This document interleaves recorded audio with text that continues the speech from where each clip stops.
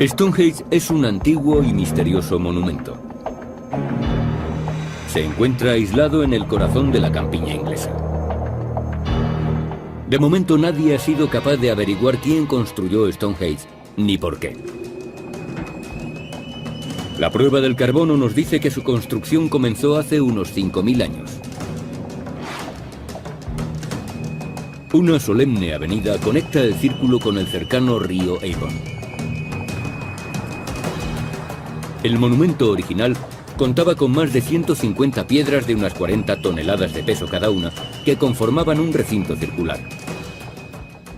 El centro de todo es esta extraña piedra, a la que llamamos la piedra del altar. La duda tiene que ver con su posición. Se ignora si estaba enhiesta o por el contrario tumbada como una losa a modo de altar. ¿Qué sucedía en ese altar? Es una pregunta que se ha hecho la humanidad durante miles de años. El periodo que abordamos es la prehistoria, y el problema de ese periodo es que no disponemos de ningún testimonio escrito. Así que lo único que sabemos proviene de la arqueología, las excavaciones y de los análisis.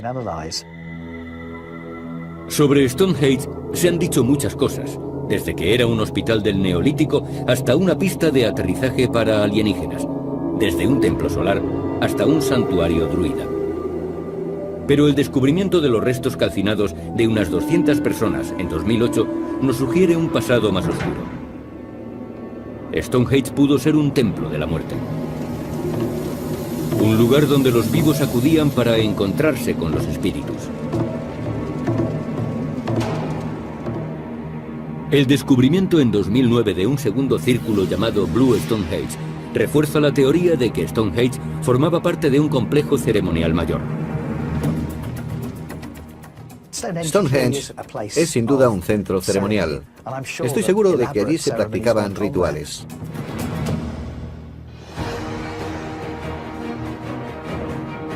Trataremos de averiguar en qué consistían esas antiguas ceremonias.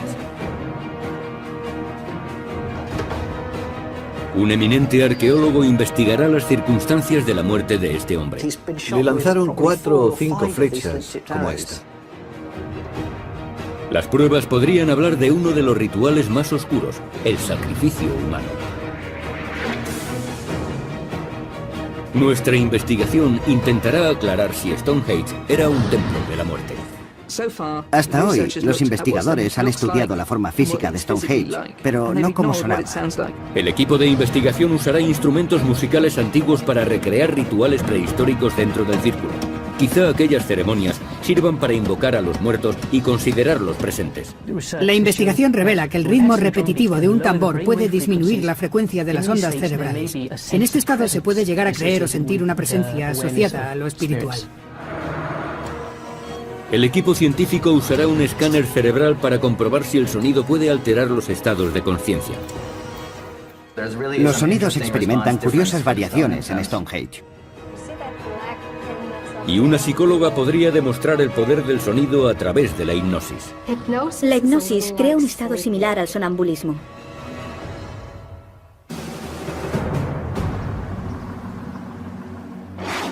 Stonehenge, suroeste de Inglaterra. El equipo de investigación se ha desplazado hasta Stonehenge para averiguar qué pueden revelar los sonidos acerca de los rituales que allí se celebraban.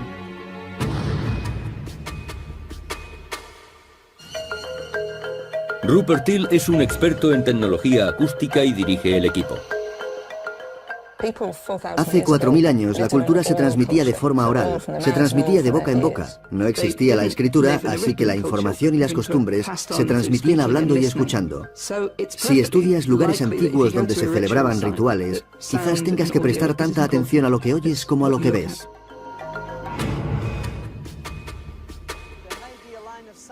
Bruno Facenda es un experto en el análisis de información acústica. La singular construcción de Stonehenge ofrece algunas claves. Lo más sorprendente de este sitio son las propias piedras. Por un lado son rugosas y por el otro están curvadas, y esto último les confiere intencionadamente propiedades acústicas. Los estadios y teatros tienden a la forma circular desde hace unos 2000 años con el fin de que reverbere y se concentre el sonido. Entre las primeras estructuras construidas con esa pretensión se encuentran los anfiteatros romanos del siglo I a.C. Si Stonehenge se construyó con tal intención acústica, se habría adelantado a las construcciones romanas en más de 2000 años. La idea es medir las propiedades acústicas de la piedra, observar cuánto sonido es capaz de reflejar. Si las piedras son capaces de reflejar un eco potente, producirán alteraciones del ritmo dentro del círculo. Lo que hace que el sonido sea tan poderoso en un marco como este es que el ritmo se duplica y multiplica. Y el rebote predispone a nuestra mente a sincronizarse con la música.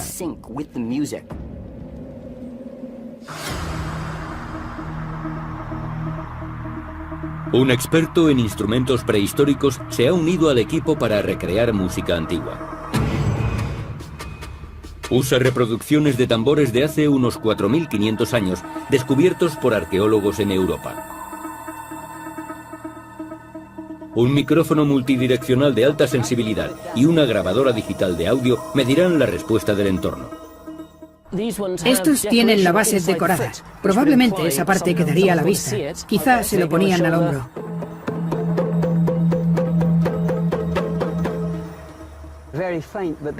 Ahí hay un poco de eco, aunque débil. Suena diferente allí que aquí. ¿Quieres probar por dónde debía estar el altar? El equipo se dirige hacia el supuesto altar.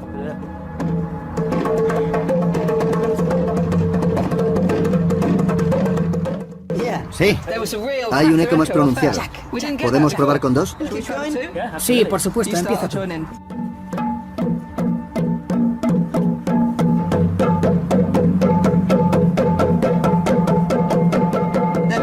Aquí está. ¿Puedes oírlo?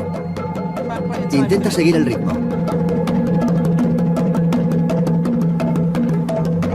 Cuando Till y Wyatt tocan acompasados, las piedras parecen devolver el sonido.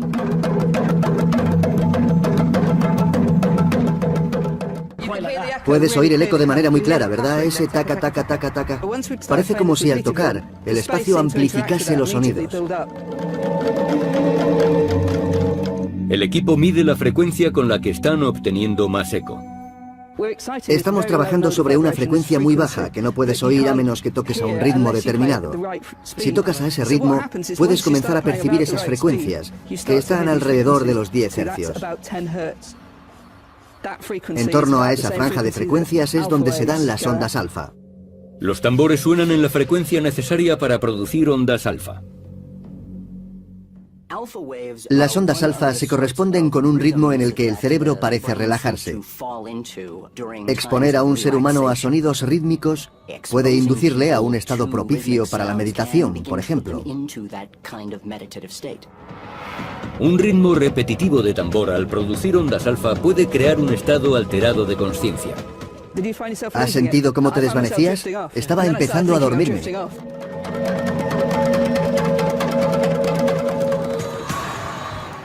Pero el sonido no es el único objeto de estudio en Stonehenge. Los huesos hallados bajo tierra pueden desvelar una historia siniestra. De hecho, hay puntas de flecha incrustadas en los huesos.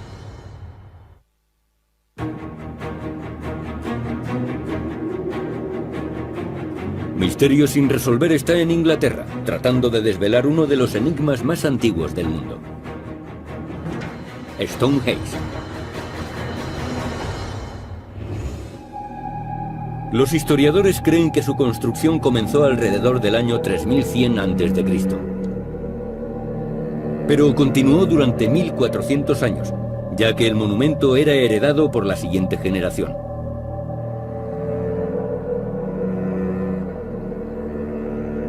Empezó siendo una zanja circular en el suelo. ¿Cuándo llegaron las primeras piedras? Hay varias teorías al respecto. Quizá en algún momento entre 2700 o 2600 años antes de Cristo. Las piedras de Bluestone fueron las primeras del complejo. Sorprendentemente, las piedras de Bluestone provienen de las colinas de Preseli, en Gales, a más de 200 kilómetros de distancia. Quienes construyeron esto debieron tener un motivo importante para hacerlo. Debió ser un compromiso verdaderamente monumental. Muchas de las piedras proceden de Gales, así que su transporte para gente que no había descubierto la rueda tuvo que suponer una dificultad inmensa.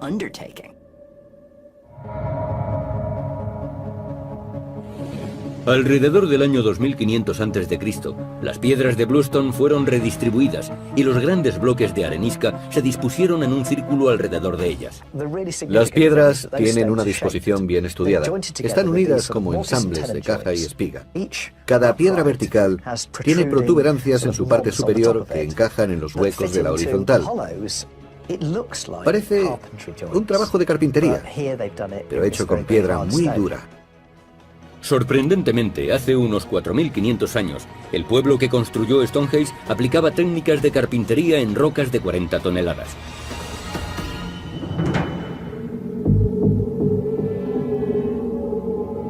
Parece que el monumento fue misteriosamente abandonado en algún momento después del año 1000 a.C. Esta hazaña de ingeniería prehistórica ha asombrado a la humanidad durante generaciones. Al comienzo de la Edad Media existía la creencia de que el legendario mago Merlín había construido Stonehenge con la ayuda de gigantes.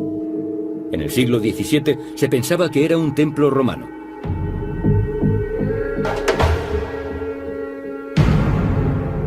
Pero en el siglo XX se descubrió algo muy curioso cuando unos arqueólogos advirtieron que el sol regía la orientación del monumento. Se alinea con el sol durante los solsticios de verano e invierno, el día más largo y el más corto del año, respectivamente. Cuando se construyó Stonehenge, los antiguos habitantes de Gran Bretaña comenzaban a vivir en grandes comunidades y a labrar la tierra. Dependían de las estaciones y conocían su paso gracias a Stonehenge. En 2005, un arqueólogo llamado Mike Parker Pearson realizó un asombroso descubrimiento cerca del lugar. Sería un descubrimiento muy relevante sobre los antiguos rituales que se practicaban allí. En un asentamiento que estuvo habitado durante la construcción de las estructuras más grandes de Stonehenge, se encontraron montones de huesos de cerdo. El análisis de los huesos revela que pertenecen aproximadamente al año 2600 a.C. Todos los cerdos eran de una edad similar y fueron sacrificados en la misma época del año. Alrededor del solsticio de invierno, pocos días antes de nuestro día de Navidad. A juzgar por la cantidad de huesos de cerdo encontrados, parece que fue una celebración masiva. Dentro del propio círculo se desenterraron pruebas aún más siniestras. Huesos humanos, cientos de ellos, quemados y enterrados en una fosa.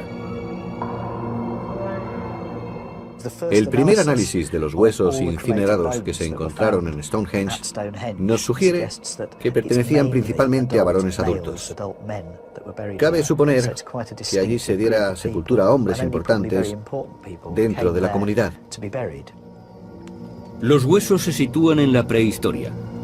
Algunos expertos apuntan que los rituales podían hacerse en honor a los muertos de una antigua dinastía gobernante. Pero, ¿cómo eran esos rituales?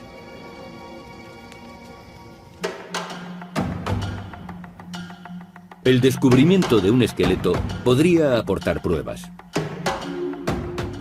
En una zanja había enterrado un hombre, al que se conoce como el arquero de Stonehenge. Su esqueleto fue hallado cerca de la entrada de Stonehenge. Fue enterrado junto a su muñequera de piedra y su carcaj.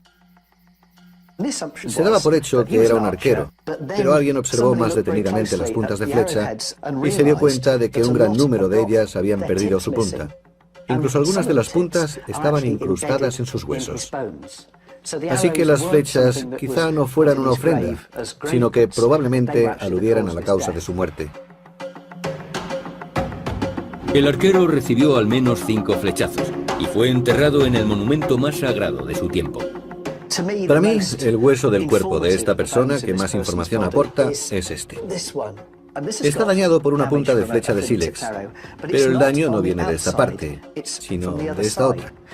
Esta pequeña marca de aquí significa que a este hombre le lanzaron una flecha por la espalda, la cual atravesó su cuerpo y quedó alojada en la parte de atrás de su esternón. Las pruebas indican la posibilidad de un sacrificio humano. No creo que fuese tan solo la víctima de una muerte cruel. Dudo que enterrasen a alguien en Stonehenge solo por haberle dado muerte. Debía de ser alguien importante. El equipo científico ha ideado una prueba que podría desvelar el destino que corrió el arquero.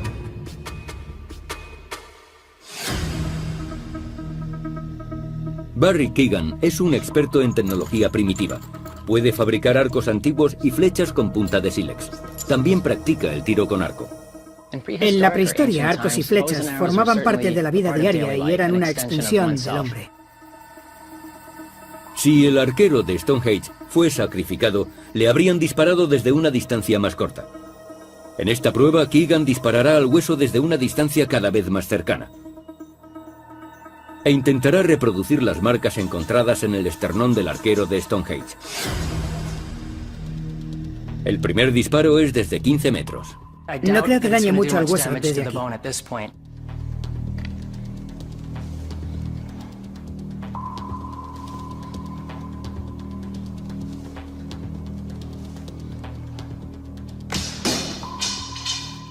Creo que le he dado.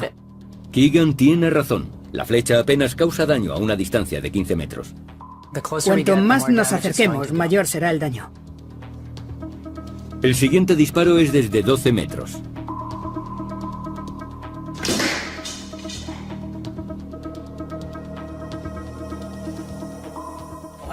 He acertado.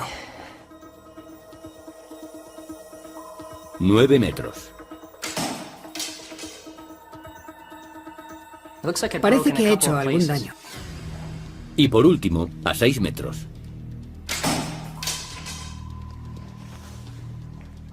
Vaya, no queda nada de esa punta. Hay una profunda marca justo ahí. Esta muesca se parece mucho a la del esternón del arquero de Stonehenge. Este disparo es desde 12 metros y este desde 6. La punta de flecha de sílex era bastante eficaz. Era muy cortante. Cortaba casi como un cuchillo de carne. A 6 metros esta flecha era suficiente para matar, así que probablemente no fuese un accidente. Esa es más o menos la distancia entre un reo y un pelotón de fusilamiento. Además, otras pruebas sugieren que le dieron muerte. Si observas detenidamente los huesos y el ángulo de penetración de algunas flechas, podemos comprobar que el arquero se encontraba reclinado, caído en el suelo. Si hubiera estado en pie, habría sido imposible que recibiera una flecha desde ese ángulo.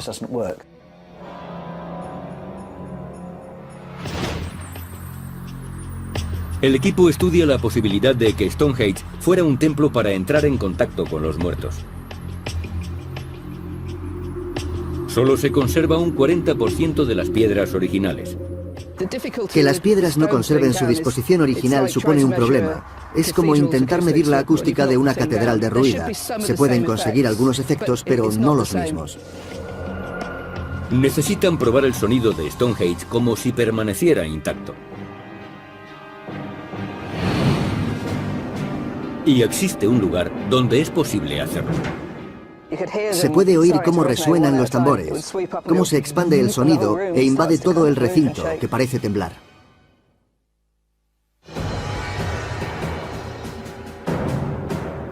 En Misterios sin resolver, investigamos si Stonehenge pudo ser un templo para comunicarse con los muertos. Al círculo le faltan algunas piedras, pero existe una reproducción del monumento a tamaño real.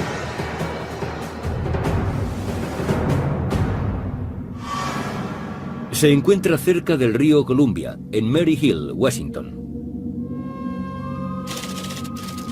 El industrial Sam Hill lo construyó en honor a los compatriotas caídos en la Primera Guerra Mundial. Es la réplica más aproximada al Stonehenge de hace 4.500 años. La teoría de nuestro equipo es que la ceremonia de los tambores podía inducir al trance a los presentes. En ese estado, quizá llegaran a creer que los espíritus de los muertos les acompañaban. En muchas culturas se recurre al trance con el mismo objetivo. En los rituales vudú típicos de Haití y de algunas regiones de África, se emplea el sonido repetitivo de los tambores para inducir al trance.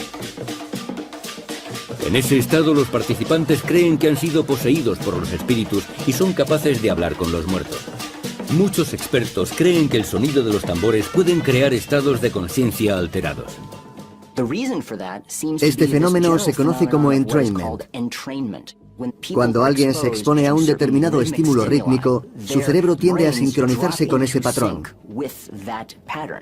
Parece que esa es la razón por la que se usan tambores en tantos rituales. Si aquí logras crear el tipo adecuado de estímulo acústico, el eco debe proporcionarle unas propiedades poco frecuentes.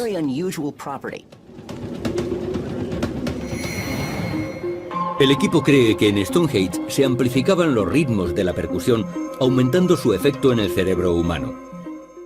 Desde hace unos 3000 años nadie ha podido oír cómo sonaba, pues se ha conservado solo parcialmente, así que ahora solo podemos hacernos una idea.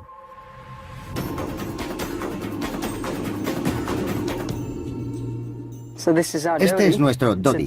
Es un dodecaedro, un altavoz especial para mediciones acústicas. Tiene 12 caras y 12 altavoces. Es capaz de enviar el sonido en todas las direcciones. Esto es sonido de coches. Se transmite al ordenador. Entonces se envía al altavoz de baja frecuencia y la frecuencia alta al Dodi. Vamos a reproducir un sonido, una frecuencia, una nota. Y vamos a buscar las frecuencias donde empiezan a resonar. Veamos si resuena como si fuera una copa de vino. Si el equipo puede encontrar el punto donde el sonido empieza a vibrar, quizá creen una acústica que induzca al trance. Este es el primer modo.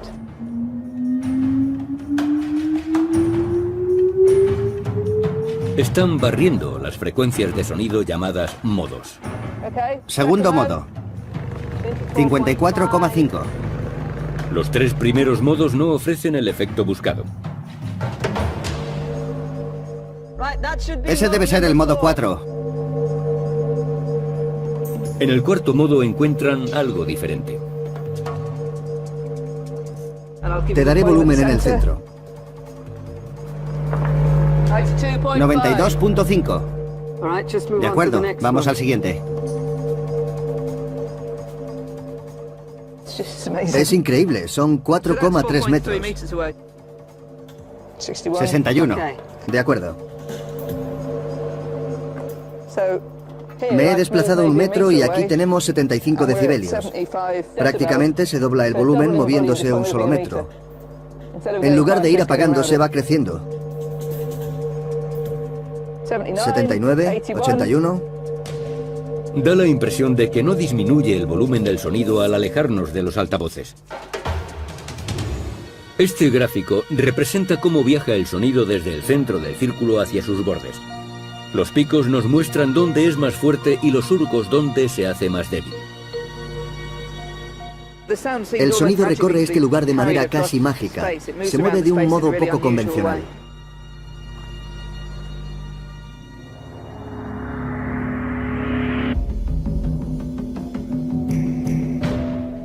Para comprender cómo podía afectar el sonido de Stonehenge al cerebro humano, el equipo científico realizará un experimento con un escáner cerebral llamado MEG, magnetoencefalografía.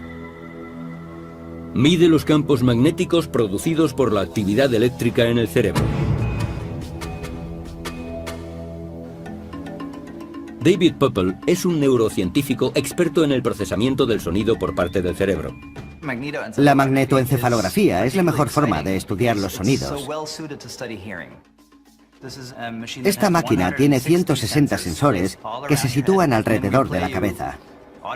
El voluntario escuchará material sonoro y se grabará la actividad cerebral que experimente mientras permanece tranquilamente tumbado. Poeppel aplica 2 tipos de sonidos a un varón de 42 años. Uno de los sonidos simula música de tambores en Stonehenge.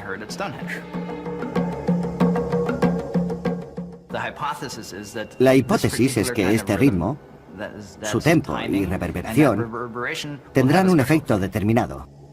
El otro sonido es simplemente ruido de tráfico.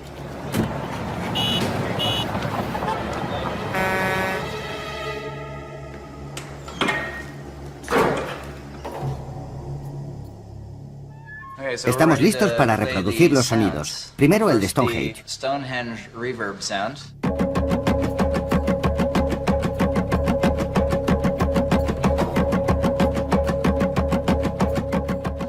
Ahora el ruido de tráfico para compararlo.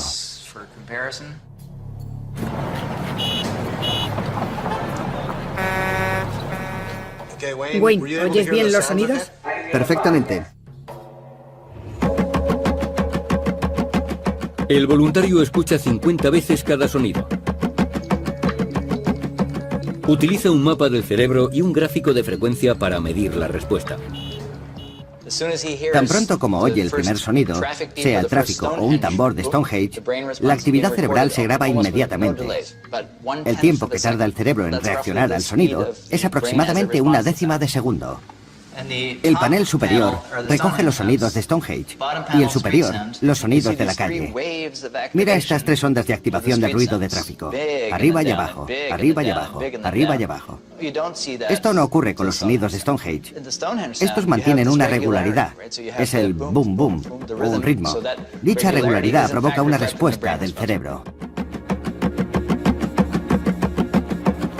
El ruido de tráfico hace que el sujeto tenga que esforzarse para identificar los diferentes sonidos. Provoca una mayor actividad cerebral. Cuando el sujeto escucha el sonido de Stonehenge, su cerebro se ajusta rítmicamente a los golpes de tambor. Esta regularidad se refleja en la respuesta cerebral. Eso es el entrainment. La conclusión de que el sonido de Stonehenge hace que el sujeto se relaje, que entre en una especie de trance. En Stonehenge, el equipo está a punto de recrear los primitivos sonidos que allí se escucharon.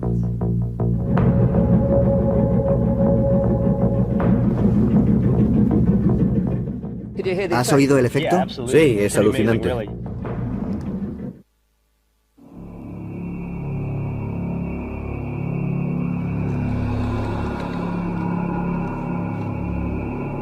El equipo está investigando antiguos rituales que tuvieron lugar en el recinto. Las ceremonias religiosas actuales se parecen bastante a las prácticas rituales de antaño. Si nos fijamos en otras culturas y sus rituales, a menudo vemos que usan drogas. Ingieren sustancias alucinógenas para intensificar la experiencia o para alterar los estados de conciencia durante el ritual. Los chamanes de la Amazonia utilizan plantas alucinógenas y cánticos repetitivos para inducir al trance. Y hay pruebas de que los antiguos habitantes de la actual Gran Bretaña utilizaban drogas en sus rituales. Algunas vasijas encontradas allí contenían residuos de fuertes bebidas alcohólicas. Y también usaban plantas como el cannabis o el beleño, pues sabemos que se cultivaban en aquellas tierras por entonces. Estamos hablando de tecnología ritual que puede provocar cierto tipo de experiencias. La cultura moderna no ha olvidado los antiguos rituales. Es un lugar con ciertas similitudes con una rave o con un concierto de rock. De hecho, he realizado investigaciones en locales nocturnos y en discotecas y he averiguado que los latidos del corazón se sincronizan con la música. La música ejerce una especie de control remoto. Y no solo el sonido provoca tal efecto. El sonido y la luz pueden ejercer una considerable influencia en este sentido. Es muy interesante comprobar lo poderosa que llega a ser la unión de sonido y luz. En Maryhill, el equipo de investigación quiere comprobar si tal combinación es, en efecto, tan sugestiva para el cerebro humano. Sabemos que se reunían aquí en plena oscuridad, porque los rituales se celebraban a la salida o a la puesta del sol, así que necesitarían fuego para iluminarse. La música suena y las antorchas emiten destellos que parecen seguir el compás. Hace 4000 años tenía que resultar sobrecogedor. Una señal inequívoca de presencias espirituales. Ayudaba a alcanzar el estado de trance. Los destellos de luz tienen un efecto muy poderoso en el cerebro. Pueden producir ataques epilépticos, pero también efectos positivos en el tratamiento de trastornos psicológicos como la depresión. Fijémonos en esta llama. Lo normal es que crezca o mengue al compás de la música, ya que la presión del aire cambia. Ya está sonando. En primer lugar, Till sitúa la llama frente al altavoz. De manera que la luz parpadea como un estroboscopio al compás de la música. El sonido produce ondas de aire que mueven la llama. Ahora vamos a comprobar si lo de la llama también ocurre al otro lado del círculo. Si Till está en lo cierto, el eco de las piedras hará que la llama se mueva al compás de la música, incluso cuando esté lejos de la fuente de sonido. Esta vez alto y claro, Bruno. Es lo más alto posible.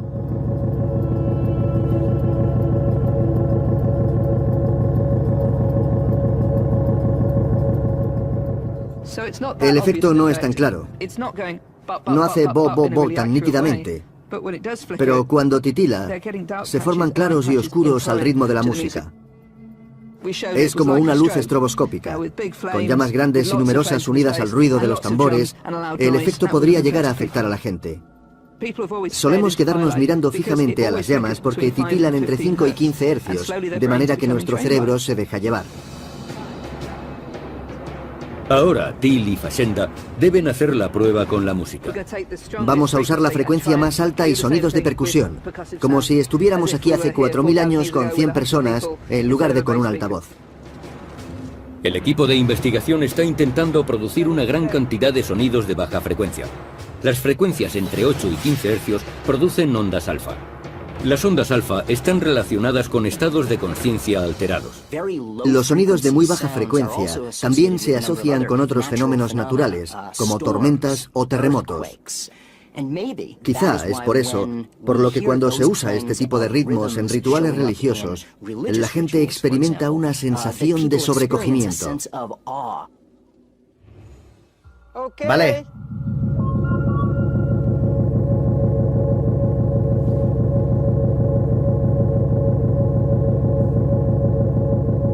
Los golpes de tambor crean un ritmo reverberante y muy poderoso.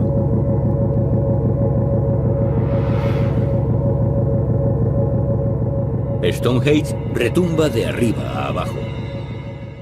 El experimento funciona. Esto refuerza nuestra teoría, porque está bien aplicar la moderna tecnología. Pero los tambores son la única que existía hace 4000 años. A través de su aparato de televisión, quizá ustedes no aprecien las vibraciones del sonido. Pero quienes están presentes en el recinto se ven muy afectados por el ritmo de los tambores. ¿Lo oyes con suficiente claridad? Sí, cuando mueves los micrófonos y los sitúas en esta zona, es como si las bajas frecuencias te envolvieran. Afectó a todos los presentes, a mí también. Algunos empezaron a sentirse mal y ese es uno de los primeros síntomas del trance.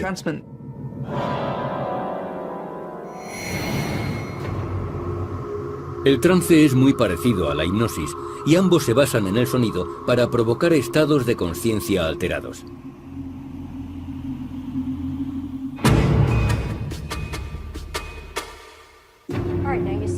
Jean Cirillo es una psicóloga que practica la hipnosis.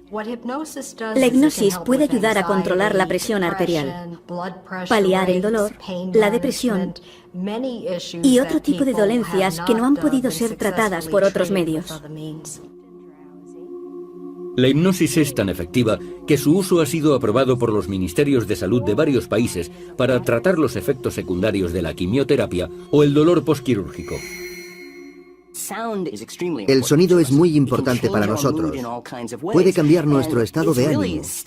Y el profundo efecto que tiene en nuestras mentes sigue siendo, en cierto modo, un misterio para la psicología. Para demostrarlo, Jean Cirillo va a hipnotizar a un voluntario. La hipnosis crea un estado similar al sonambulismo. En menos de 30 minutos logra anestesiar al voluntario usando la voz. Cirillo demuestra entonces cómo puede manipular la mente del hipnotizado. Quizá no te hayas dado cuenta de que hay un mosquito por aquí. Se ha posado en tu mano, puede que te pique. No te gusta este mosquito. El efecto es evidente. Mediante la hipnosis comprobamos cómo puede el sonido alterar la consciencia, incluso provocar alucinaciones.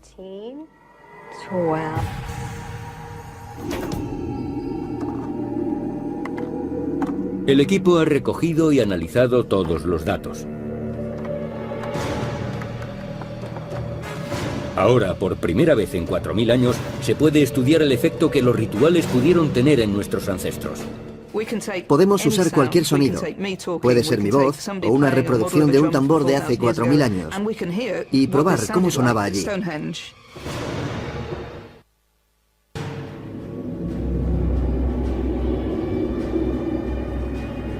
Pretendemos descubrir con qué fin se construyó Stonehenge. Este experto en acústica cree que los tambores tenían la capacidad de inducir el trance a nuestros ancestros. Este neurocientífico dice que el sonido de los tambores puede alterar ciertos patrones cerebrales. Y este arqueólogo cree que podrían haberse practicado sacrificios humanos en Stonehenge.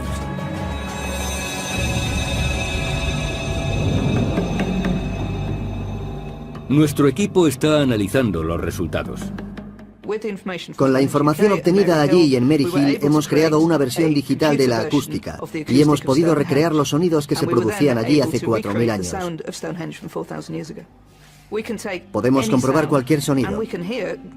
Este es un sonido de tambor que he creado con el ordenador. Somos Simon y yo tocando los tambores, tocando reproducciones de tambores de hace 4000 años encontrados en Europa.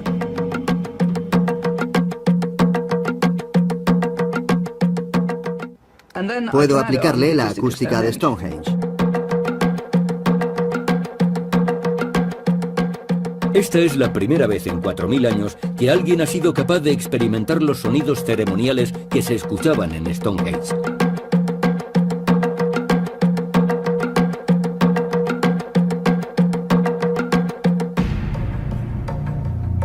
El programa de ordenador nos traslada al pasado. La investigación demuestra que el centro del círculo era un lugar significativo, donde probablemente se situaría un sumo sacerdote o chamán. El sonido viajaría en todas direcciones y rebotaría. Es el centro de percusión, el sitio más importante. Los datos sugieren que los tambores se situarían alrededor de la gente. Oímos un eco y sospechamos que probablemente ese sería el mejor lugar para tocar el tambor. Y aquí podemos ver la reproducción digital de la reverberación de los bordes. Este pico de aquí representa un fuerte eco. La investigación en Stonehenge nos permite imaginar el tipo de rituales que se practicaron allí. En los solsticios, los hombres de entonces se reunían para honrar a sus muertos. Cazaban animales e iban a Stonehenge a celebrar un festejo.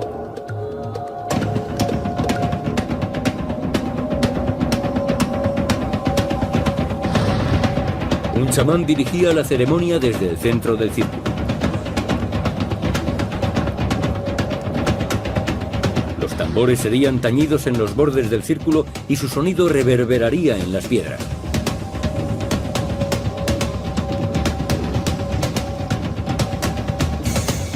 El sonido de los tambores llevaba al trance a los presentes y les ayudaba a comunicarse con los muertos.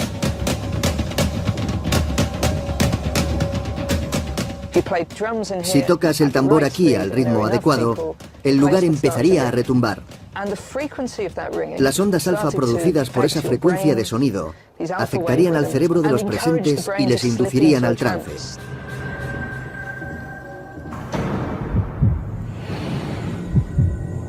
Las pruebas demuestran que si el sacrificio humano formó parte de estos rituales, fue de manera excepcional. El arquero de Stonehenge es el único hallazgo que podría sugerir este tipo de práctica.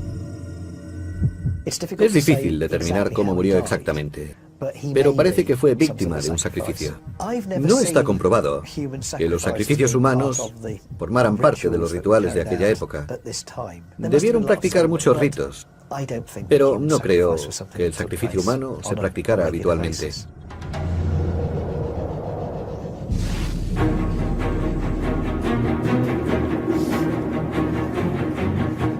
misterio sin resolver ha hallado inquietantes pruebas que relacionan a Stonehenge con la muerte.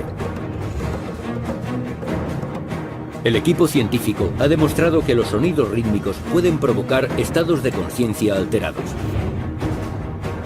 Y ha investigado qué tipo de rituales se practicaban entre estas piedras.